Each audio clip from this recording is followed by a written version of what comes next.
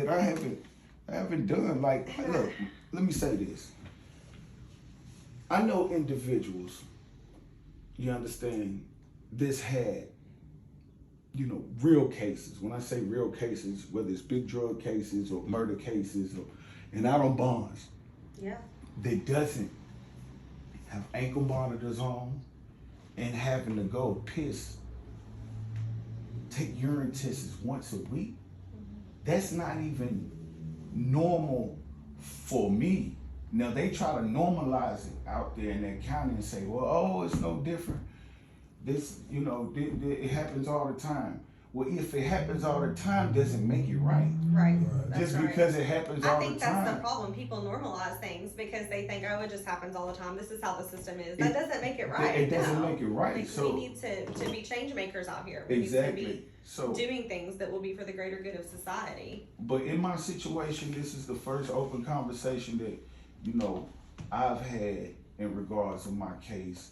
And if I gotta go to trial to be judged by 12, it's better than being carried by 6. But I do believe this. I think that, like me knowing the facts, right? Charlie knowing the facts of the case, if you go to trial, you have a jury that's coming in there that can really pay attention to those facts, right? And base their decision and opinions on that, their guilty verdict or not guilty verdict on those facts. And the facts are in your favor. That's the reality.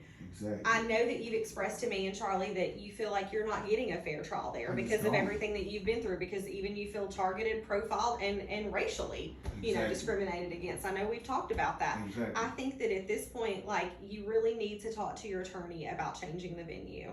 I do believe that. And because there's been so much negative media coverage in that area and around your situation, I think that is definitely something that they need to move towards doing. Yeah, to give you a fair trial. I'm definitely gonna have that conversation with him, because even my bond conditions, man, these are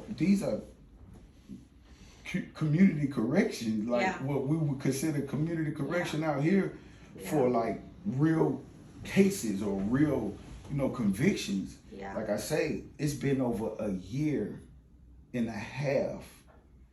You understand? Mm-hmm. That's a long time. And I know COVID has played a part in everything, but explain to me how I'm the victim that gets shot at and walks out of jail with an $80,000 bond, and the person who actually shot the gun had no harm done to her or none of that, whatever reasons that made her shoot the gun, that's for her. Yeah. I don't know, but, I didn't physically put my hands on her, none of that. And she walks out with a $3,500 bond. That's insane. That's absolutely insane. My question is, would this be any different if I got shot by one of the bullets? Yeah, and that's a very good question. Like, that's a very good question. I think we've talked about that, and even in our inner circle, we've talked about, like, why did this happen? And I think, like, it's important for people, especially if you're shot, to know, like, there's these women out here and you're their cash cow. That's the reality. I mean, these are girls that are not working. They're relying solely on your income. And when you leave, they are infuriated. They're infuriated to the point of firing shots. They need to be held accountable for that. You know what I mean? They really do. They need to be the ones held accountable. So it's crazy to all of us to see you going through all of this for something that she's done. It's amazing. It's really amazing. It's really amazing. And even her, pretty much has given the truth in regards of, I had nothing to do with no weapons. I didn't know about no weapons. She clearly stated she got the guns and retrieved the guns from out of a safety deposit box. Right. Even if I wouldn't know how to get to a weapon. You get what I'm saying? So, and even then, man, I was gone from the situation when the police conducted the search or did anything that they had to do in regard to the case with her. So.